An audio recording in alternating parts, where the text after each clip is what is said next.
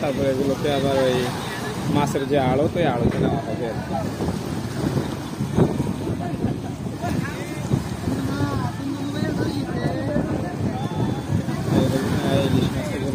কত ছোট ছোট নৌকা নিয়ে 3 দিন 4 দিনের জন্য মাছ ধরার জন্য এই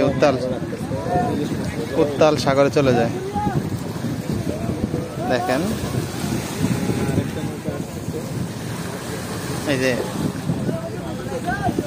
2 দিন 3 দিনে যা মাছ পায় ধরে তা বরফে রাখে। এখন দেখেন এই যে বরফ থেকে মাছ উঠাচ্ছে, উঠায় তারপরে ঘাটে যাবে।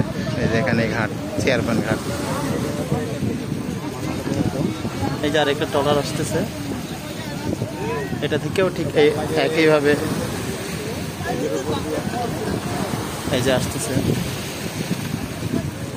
একইভাবে এটা থেকেও মাছ নামানো হবে বলে।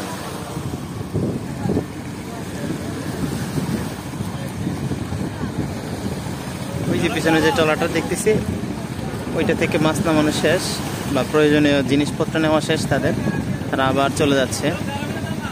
কেউ 2 দিন, কেউ 3 দিন, এইরকম সময় ধরে তারা এই ছোট্ট ট্রলার নিয়ে এরকম উত্তাল সাগরে থাকে। জেলেদের জীবন।